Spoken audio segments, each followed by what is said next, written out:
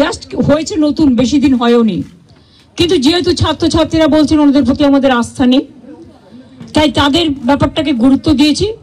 But এটাও ঠিক, আমি কিন্তু ডিএমইকে বা ডিএইচএসকে আমরা কাউকে অসম্মান করিনি, কিন্তু ওদের বিরুদ্ধে যেহেতু চিকিৎসকদের ক্ষোভ আছে এবং তাই ওদের দাবি মেনে নিয়ে আমরা বলেছি এই দুজনকে সরানোর সিদ্ধান্ত আমরা নিয়েছি। 3 নম্বর হচ্ছে ওদের যেটা ডিমান্ড ছিল 4 নম্বর, 3টের মধ্যে 2টো করলাম। আর 4 নম্বর ডিমান্ড যেটা ছিল সিপি বিনীত গোয়ালকে সরিয়ে দেওয়ার জন্য।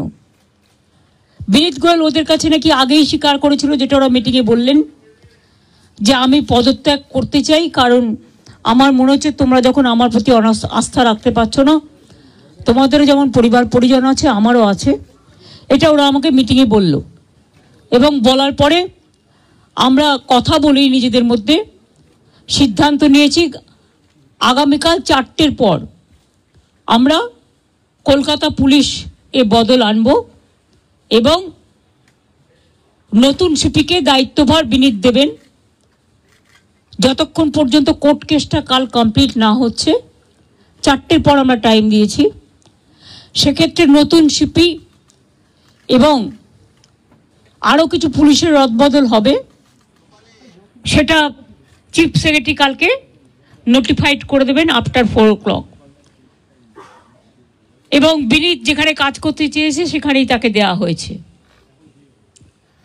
আমরা এটাও বলেছি, দেখো পুলিশ আমাদের ফোর্স এবং তারা সারাক্ষণ কাজ করেন, তাদের দিকটাও আমাদের দেখা উচিত থেকেই। যেহেতু ওই দিন সিপি পৌঁছাবার আগে নর্থের ডিসি পৌঁছেছিলেন আগে এবং 14 তারিখে ঘটনাটা ঘটেছিল এবং ওরা অভিযোগ করেছিল, যার জন্য নর্থের ডিসিকেও সরিয়ে দেওয়ার সিদ্ধান্ত হয়েছে। ওখানে কাকে দায়িত্ব দেওয়া হবে সেটা কালকে ডিসাইড হবে। এছাড়াও সেফটি, সিকিউরিটি, হসপিটালের ডেভেলপমেন্ট, ইনফ্রাস্ট্রাকচার গুরুত্ব দিয়ে দেখা হবে এবং এক্ষেত্রে টাইম টু টাইম যদি কোনো প্রবলেম অ্যারাইজ করে চিফ সেক্রেটারির আন্ডারে একটি কমিটি বানিয়ে দেওয়া হয়েছে, যেখানে চিফ সেক্রেটারি নিজে দায়িত্ব নিয়ে ওরা যদি কথা বলতে চায়, chief secretary, home secretary, DG CP থাকবেন, তারা তাদের বক্তব্য জানাতেই পারেন। এইসব নানা রকম কথাবার্তা চলার পর আমরা, যেহেতু ডিটেলসটা আপনারা মেলেই পেয়ে যাবেন, আমি এটা বলি মিটিংটা পজিটিভ হয়েছে বলে আমি মনে করি, ওরাও নিশ্চয়ই মনে করে, তারাই বা সাইন করবে কেন, আর আমাদের চিফ সেক্রেটারি বা সাইন করবে কেন। আমরা বরঞ্চ ওদের দাবি একটু বেশি মেনেছি, তার কারণ ওরা ছোট বলে।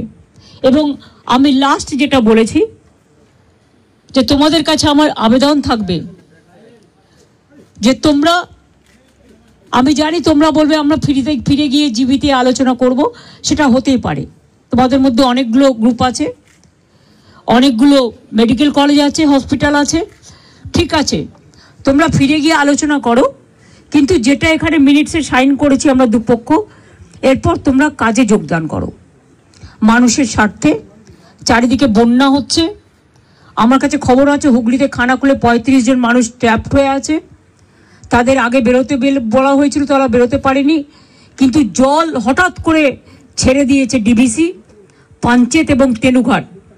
মিটিং শেষ হওয়ার পরেও আমি হেমন্ত সোরেনের সাথে 3 বার কথা বলেছি, তাকে আমি বারবার রিকোয়েস্ট করেছি, কিন্তু আমি জানি না তারা কি করবে, কারণ ইতিমধ্যে যা জল ছেড়েছেন তাতে বীরভূম, বর্ধমান, বাঁকুড়া, হাওড়া, হুগলি, নর্থ 24 পরগনা, সাউথ 24 পরগনা অনেকটাই এফেক্টেড হয়েছে।